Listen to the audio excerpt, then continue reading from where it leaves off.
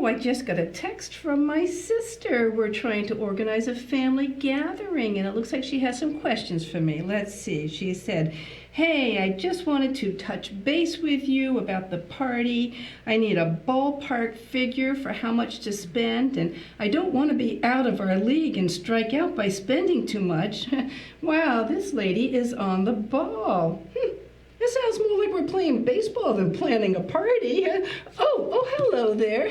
Welcome to Grandma Kitty's house, and I'm Grandma Kitty, of course. I was just reading a text from my sister. We're trying to plan a party, and it sounds like she has a lot of baseball terms in there, doesn't she? Yeah, it sounds more like we're playing ball than planning a party, but I do like a good ball game, don't you?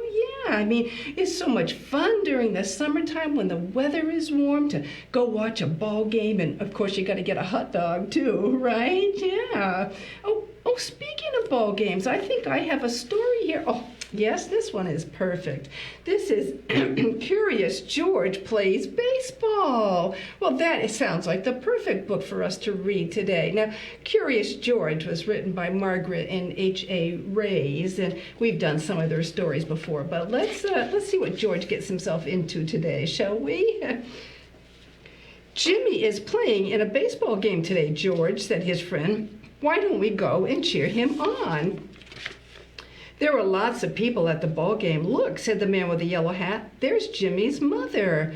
I'm going to say hello to her. You stay here and don't get into trouble." Oh my goodness, does he not know he's talking to Curious George? George watched the boys practice their batting and pitching. "Play ball," shouted the umpire. The pitcher pitched the ball and the batter hit it. The ball shot into the air, and a player in the outfield jumped up and caught it. "You're out," shouted the umpire. George was curious. Could he play too? George sneaked out over to the dugout. The balls and bats used for practice were lying on the ground. How good that George was a monkey. He held the bat in his hands and tossed the balls with his foot. He's a silly monkey. George hit baseballs all over the field. "What's that monkey doing?" yelled the umpire. "Get him out of there." "Somebody get that monkey." The players ran after George. George got himself into trouble. He ran into the stands and climbed up a pole. Now he was safe, and the game could go on. A batter hit a ball high over his head. "Foul ball," called the umpire. The foul ball sailed through the air and toward the crowd. It was heading straight for Jimmy's mother. But George knew what to do. When the ball whizzed by, he reached out and caught it. The crowd cheered. "Hold everything," shouted the umpire. The players and the umpire ran over to George. "Come on down, George," said a player. The players caught George and lifted him up. "Hooray for George!" they cried. "I saw it all, George," said the man with the yellow hat. "You're the hero of the day." Oh, look at that. George saved the day. He didn't get himself into a lot of trouble like he usually does. Oh, I like Curious George. He is a silly monkey. Oh, so today I thought we could talk about baseball. Did you know that baseball is called America's pastime? Do you know why that is? Because it's been passed down through the generations, and it's kind of a family tradition. Families like to go to ball games together, and baseball teaches the value of teamwork. So during the Civil War, it became popular because the soldiers played ball when they weren't fighting, but it has changed through the years. So the idea of hitting a ball with a stick began back in Europe, way back in the 15th century. They played a game called stool ball in England, and the milkmaids would take their milking stools, the stools they sat on while they milked the cows, and they'd turn them over and use them like a wicket and would try to hit the ball into it. And the goal was to get the ball into the stool, and the batter would try to hit the ball away. And they had teammates to help them. But, there are still some leagues. Some leagues still play this in England. Yeah, but in America, the first official game was played in Canada in 1838. And the first recorded game was played in New Jersey in 1846. Do you know what the score was? 23-1. That was not a very close game, was it? Well, have you ever heard of Abner Doubleday? He was a cadet at the military academy at West Point, and some people say they credit him for creating the game of baseball, but it's been debated a lot. And there's another man called Alexander Cartwright, and he's sometimes called the father of baseball, but he developed a lot of the rules that we use today, like the 3-strike rule, where 3 strikes you're out. Yeah, that's how Grandma Kitty plays ball. Yeah, she's very good at striking out. Yeah. Now, here's another interesting tidbit for you. Mr. Cartwright changed and improved some of the rules, and one of the rules that was changed was that you could no longer throw the ball at the runner. Oh my goodness, can you imagine that? They would throw the ball right at the runner and try to hit the runner to get him out. Do you know what Grandma Kitty has to say about that? Ouch! That would hurt. I wouldn't want to get hit with a hard flying ball like that. I mean, if it hit you in the head, it could knock you out. So I'm really glad they did away with that rule. Yeah, so there's been a lot of famous players. Can you name any of them? Babe Ruth. When you think baseball, you think Babe Ruth. Yeah, he was born back in 1895. Do you know what his real name was? His real name was George Herman Ruth. Do you know why he was called Babe Ruth? Well, he had 2 nicknames, Babe Ruth and Bambino, but they pretty much both meant the same thing. Bambino is Italian for baby. Yeah, he was only 19 when he joined the baseball league. Because he was so young, they called him a baby or Babe Ruth or Bambino, which is Italian for baby. But he was one of the greatest sports heroes in America, and a lot of people think that he was the best baseball player of all time. So, and he's still considered a hero. So look at that. Just because you're young doesn't mean you're not capable, right? Oh, he was amazing. Yeah. How about Hank Aaron? Have you ever heard of Hank Aaron? Do you know what his name was? Henry Louis Aaron. Yeah, and he had a nickname too. His nickname was the Hammer. Yeah, and he actually broke Babe Ruth's home run record. He played professional ball for 33 years. That's a long time to play ball. Yeah. And how about this? Have you heard of Lou Gehrig? You might have heard of this one before. Do you know what his real name was?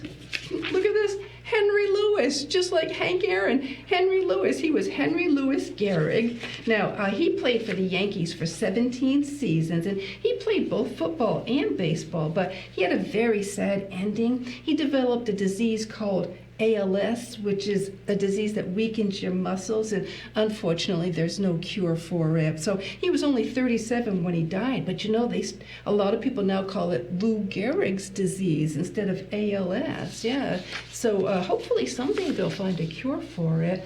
But there's been a lot of famous baseball players like Mickey Mantle and Joe DiMaggio and Johnny Bench, Jackie Robinson, Cal Ripken Jr. Oh my goodness, I couldn't possibly name them all.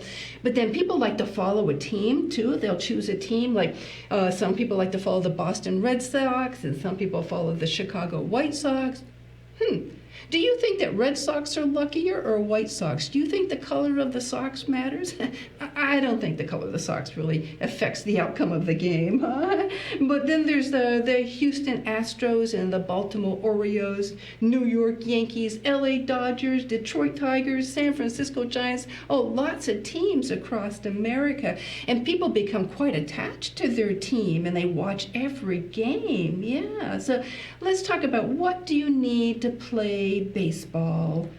Oh, you need a ball, right? Yeah, I've got a ball right here. Yeah. Do you know how a baseball is made? Oh, it's really quite a process. They start with this little small ball of cork, and they put 2 layers of rubber around it, and then they take yarn, different colors and different types of yarn, and they weave it around that cork, and they weave it. If you took that piece of yarn out and you stretched it, it would stretch out to be about a mile long. Can you imagine that? And they fit it all in this little ball here. And so then when they get the yarn all wrapped around, they put rubber cement on it, and then they put 2 pieces of white cowhide, and then they sew it together. Do you know how many stitches a baseball has? 108 double stitches, and they have to be sure to make the meet the weight and size standards. Yeah, because if the ball is not right, it could affect the way they play with it. So the stitches are red so that it helps the players to see it a little bit better, and the stitches also help the pitcher to get better grip and control. So the Major League still has their balls hand stitched. Isn't that something? Yeah, they want them to be precise and consistent. Yeah, because it can affect the ball's performance. So do you know how many balls the Major League uses in a year? How about this? 1 million. That's a lot of baseballs to go through, huh? All right, so something else you'll need is a bat. So we got a bat here. Yeah, this is one my grandchildren use, and it's kind of worn out. But, you know, bats can cost hundreds of dollars. Yeah, and just like the ball, a bat, Major Leagues have regulations about the size and the weight of the bat. Some bats are made out of metal or aluminum. A lot of them are made out of wood, like they make them from maple and birch and ash. Yeah, here, let me show you. I could never hit the ball with a bat like that. This is what Grandma Kitty would need. Oh my goodness, if I'm gonna play baseball, I need a bat like this. I might stand a chance of hitting the ball if I had a big fat bat like this. Yeah, I am just not very good at hitting the ball. Not at all. Do you know what the official bat of the Major League is? It's the Louisville Slugger. You ever heard of the Louisville Slugger? Yeah. Carrie Underwood uses a Louisville Slugger. Yeah, but she uses it for other purposes. Yeah, so we won't get into that. But oh, you also need a glove. Yeah, she gotta have a glove. Did you know in the early days they didn't use gloves? Can you imagine that? They must have ended up with a lot of broken fingers, don't you think? You've got to have something to protect your hands so you won't get any broken fingers. Yeah, so gloves are usually made out of leather and they're rugged so they can protect your hands. So, okay, a couple more pieces of trivia here. Do you know what the longest baseball game was? It's the one that, oh, I'm losing my voice here. It holds the record for the longest baseball game. It was 102 hours. It started on a Thursday afternoon and it lasted all the way till Monday night. It was a fundraiser, though, and they were trying to raise money for cancer, and they raised $300,000. But the longest professional game lasted 33 innings. Usually they're 9 innings, so it took 8.5 hours. Now, the shortest game was only 51 minutes. I wouldn't have wanted to go to a game that only lasted 51 minutes. You wouldn't have even had time to get a hot dog. But I wouldn't have wanted to sit for 8.5 hours to watch a game either. That's just too long. Yeah, somewhere in between would be good. But all right, well, I think it is time to move on to Move and Groove. So today I brought Oh Happy Day because I think it's a happy day when you get to go to a baseball game. So remember that your heart was made to beat and it just loves it when you get up and move around. So hop up off that couch and join me and let's see what we got here. All right. Oh Happy Day.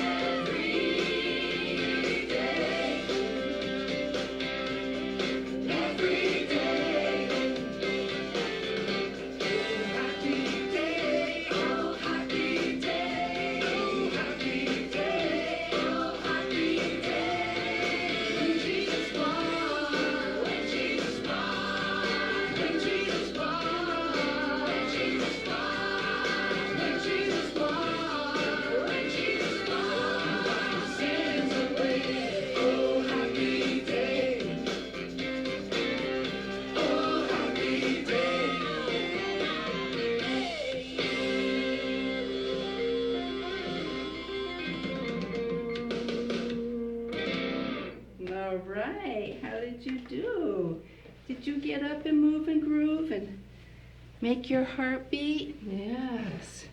It's important for us to get exercise. All right, let's check our B bag and see what we have. Remember that our B bag are the things we want to be. So let's see what we have here. Oh, this is an interesting one. I don't think we've done this one before.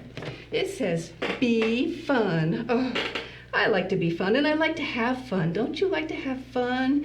Yeah, you know, it's fun to be around fun people. So to be a fun person, you have to be kind of like playful and make life fun and interesting. Yeah, so, oh, speaking of that, I've got some fun, interesting things here for us to do.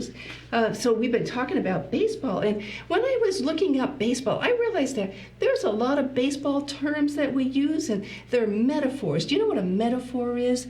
It's a figure of speech that can have two different meanings, and I think you're going to recognize a lot of these. You know, I discovered that even if we don't play baseball or we don't watch baseball, do you know what? We speak baseball. We do. You wait and see. We speak baseball. So, you know, sometimes somebody will say, life threw you a curveball. Yeah, have you ever heard that? I think Grandma Kitty says that. So in baseball, when the pitcher throws a curveball, it's a spin ball that can suddenly change direction and trick the batter. It makes it hard for them to hit the ball. But so when life throws you a curveball, it means that something happened to you that you didn't expect. And oh, life does throw a lot of curveballs. That's why Grandma Kitty always says to always have a plan B.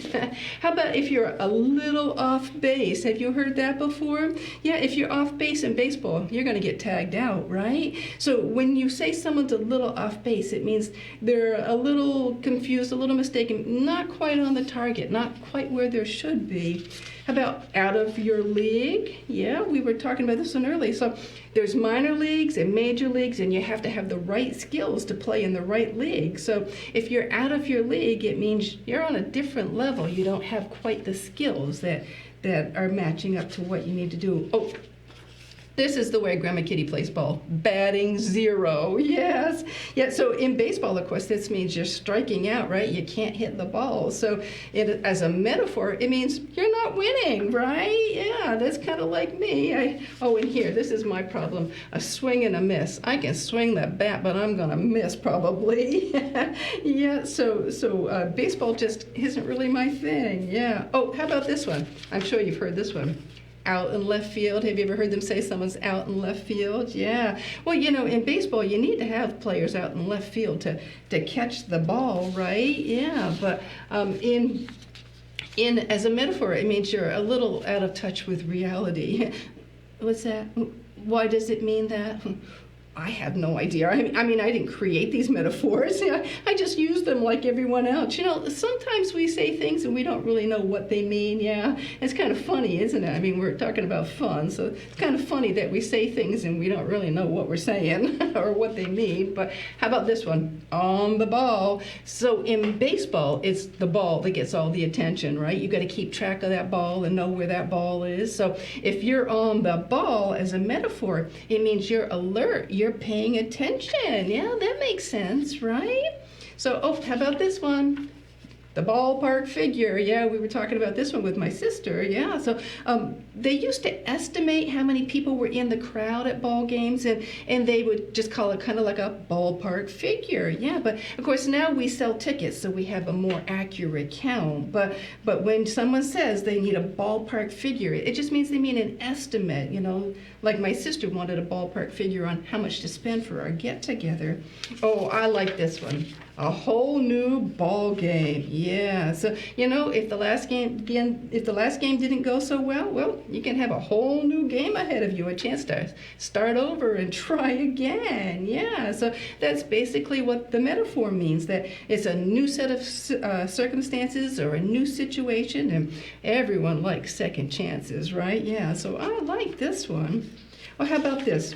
Touch base, yeah. This is the one that gets used a lot, yeah. So in baseball, you have to touch the base or you'll be out, right? Yeah, so as a metaphor, it means that you're communicating with someone, you're making contact with them to make sure that you're both on the same page. Well, I think that's another metaphor too, but but that one doesn't have anything to do with baseball. No. Oh, how about this one? Playing hardball. Yeah, so in baseball, a hardball is the standard ball. So like there's softball. This is the bigger softball, and this is the hardball, and they're both still pretty hard. Yeah, but when you're playing hardball, as a metaphor, it means you're being competitive. And I'm not a very competitive person. I guess that's probably why I don't play sports, because I'm not a very competitive person. But let's see what else we have here. Step up to the plate, right? So in baseball, you can't hit the ball if you don't step up to the plate, right? So this metaphor means take action. Yeah. So if someone tells you to step up to the plate, it means to be responsible and take some action. You can't hit the ball if you don't step up to the plate and try, right? How about cover your bases? In baseball, players all have their position to play, and if they don't, the runner might be able to get past them. Yeah, so as a metaphor, it means to be prepared. Think about what could happen and be ready for any possibility. Oh, how about this? Right off the bat. Yeah, baseball players like this, because if it's right off the bat, it means you hit the ball, right? Yeah, and then you can start running. So as a metaphor, it means you can start right away. You can hop immediately into your project. Yeah. Oh, how about this one? Baseball players like this one too. A grand slam. You hit a grand slam. Do you know what a grand slam is? It's when there's somebody on every base and then the batter hits a home run and they score 4 runs, and it's very exciting. So if you hit a grand slam, that means you just did something very exciting. You scored big.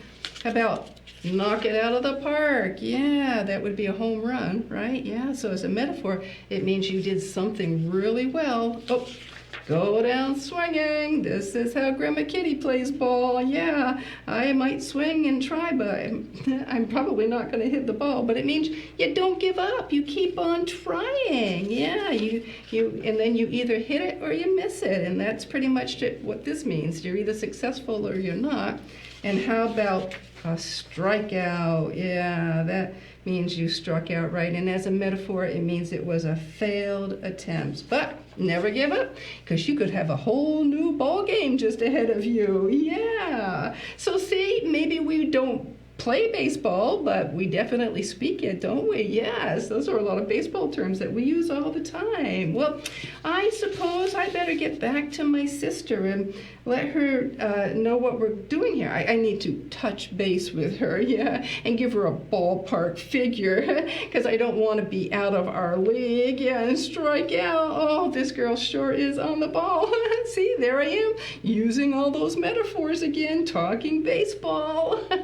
Oh, well, I do hope that you're able to get out and see a baseball game sometime soon. Oh, they are certainly fun to watch. And even if you're like Grandma Kitty, you're not good at sports, well, it doesn't matter. It's fun to watch them. Yeah, and so if you do go to a game, I hope you don't forget to get your hot dog. Yeah, baseball and hot dog, they go together.